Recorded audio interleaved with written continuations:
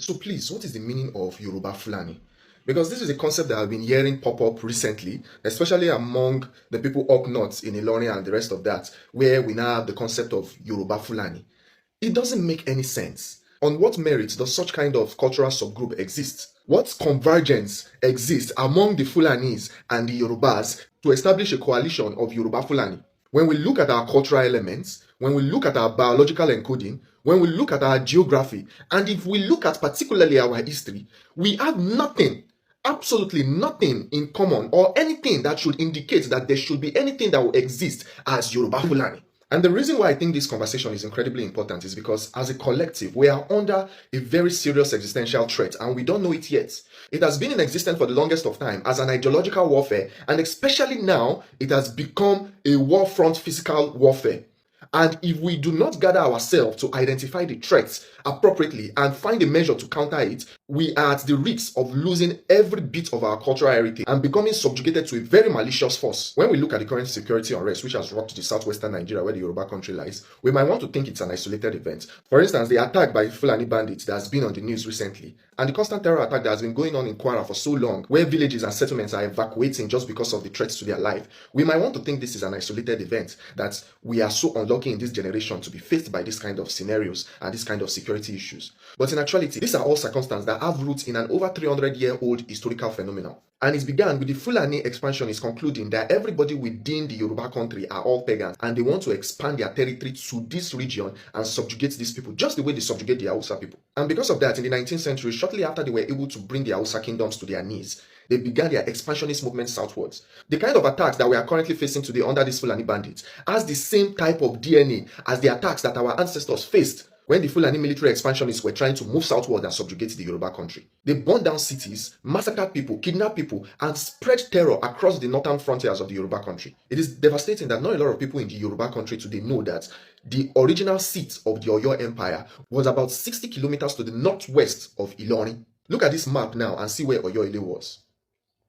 It was for the constant attack that Oyo faced under the Fulanis and the eventual sacking of Oyo by the Fulanis that led Oyo to move its seat of government 130 kilometers south to where it currently is now. That's why I want you all to go and read Clapperton's journal when he was moving from Oyo down to Sokoto and see how many Yoruba towns and villages he recorded has been burnt and destroyed by the Fulani militants. When you are aware of this history, nothing that is currently happening today will seem as if it just spread out of nowhere. These people have had an expansionist agenda for over 300 years, if not more. Regardless of any impediments they might have faced, it has been cemented in their minds that they must execute this expansion. They must subjugate the Yoruba country. And if they do not achieve it, they will not rest. So when people come up and say that you are Yoruba-Fulani, I begin to ask myself, on what merit does such kind of cultural identification stand? What culture does a person who identifies himself as Yoruba-Fulani as? What is your language? What is your religion? What is your Asha? Because in no circumstance does the Yoruba and Fulani people converge on anything. The Fulanis are mostly fanatical Muslims, while the Yorubas are primarily, by virtue of their Asha, Elebo. Our mode of dressing is different. Our language is completely different. So on what merit does that sort of identification standard exist? Let's take a look at the Hausa Fulani. When you look at the concept of the Hausa Fulani, who are the helms of affairs? Who are the religious and political leaders? Exclusively Fulanis. So if you are a Yoruba person and you are coming to parrot the rhetoric of Yoruba-Fulani, it is as though that you are agreeing that you want to be subjugated by the Fulani people. There is no other way around it. You are begging to be subjugated by the Fulani people. Afonja, who at the time aligned with the Fulani man when the Fulani militants were aggressively destroying other Yoruba towns. Now his family, who were the original leaders of Ilorin, they are nowhere near the leadership of Ilorin any longer. Mind you, the Yoruba country and the Fulanis never came to a truce. Apart from the fact that the Ibadan forces were able to repel them in the Oshobo battle, it was for the overwhelming military force of the British colonial powers that effectively altered their conquests at that period. And now it has resurfaced, and it has resurfaced systematically.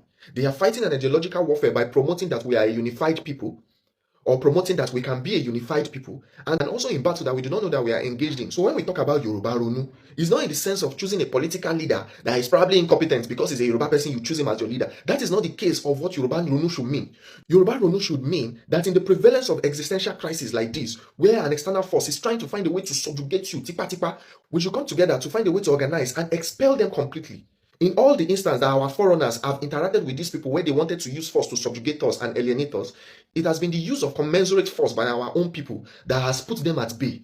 You cannot have diplomatic gatherings out of this kind of circumstance. You cannot wish this kind of circumstance away. You cannot pray away this kind of circumstance. This is an external force seeking to subjugate you and suppress you completely. And you are wishing it away and you are praying. Just because we have been formed under the identity of Nigeria, you think we are friends? You think we are family? That is not the case. There was no truth that was reached by these people. So please, there is not anything like Yoruba-Fulani. It does not exist. We do not have any socio-political, historical merit to back any of those kind of arrangements up. If we go by history, we are largely antagonistic countries. So when you see a Yoruba person parroting this rhetoric that we are one with the Fulanis or we are one Nigeria with these people, it is the same fate that befell Afonja that they are wishing to befall them. And if you are not going to be part of it, you have to kick against it strongly. This is the time when we should stand up and select political leaders that strongly comes out to state categorically that they are against this attack that is being leveled against the Yoruba country. Not the ones that will be trying to diplomatically maneuver their way from this kind of conversation. They must firmly state where they stand. If that is not the case, then this onslaught will continue for as long as possible. The Nupe onslaught continued for like 4 generations. The Fulani onslaught is currently ongoing and has continued for over 300 years. We have to think. Hausa, Abi Fulani Yoruba, indeed, Fulani Yoruba. You can imagine, Fulani Yoruba. I think a majority of the people from the southwest were laughing at, they were hailing Tinubu when he called Obasanjo expired milk that needed to be thrown into the dustbin and all of that. Everybody say, I beg you, Obasanjo, no man, this and that. Kenny Mani, this and that. He's jealous of Tinubu. He was the one that said they wanted to Fulanize. He made it clear. He made it clearly that yes, there's this agenda of Fulanization and Islamization, even after Nnamdi Kanu had boldly said it. But people swept it under the canopy. So Obasanjo is now a small person in the history of Nigeria or in the realm of things happening in Nigeria that you say, oh, he doesn't know what he's saying, that he's blabbing. People never believed in Nnamdi Kanu, but today now Nnamdi Kanu is not the hero. His voice or his video are being played all over social media, being played over and over again, just to remind people of what he said. And that's why some people say, oh, even if they buy, they still go want Igbo presidency. So this issue, this guy is talking about the history of what is going on. Of course, they want to take over. That is the agenda. Hausa Fulani. People don't even know the difference between the Hausas and the Fulani. And from what we are getting, and everybody is saying it, people are getting or beginning to understand the situation in the north. That these Fulanis originally were not even from Nigeria, but they came to deceive the Hausas. And when you look at the positions, you look at the how will I put it? Yeah, the leadership in the north, majority 98% of the those who are in leadership, they are from the north. They are from Fulanis. They are Fulanis. They are not even Hausas. And people have been warning that they don't allow the same thing to happen in the southwest. But unfortunately, we have seen a lot of them who call themselves clerics from the southwest who are clamoring for this Sharia. Of course, they don't understand what they are going into.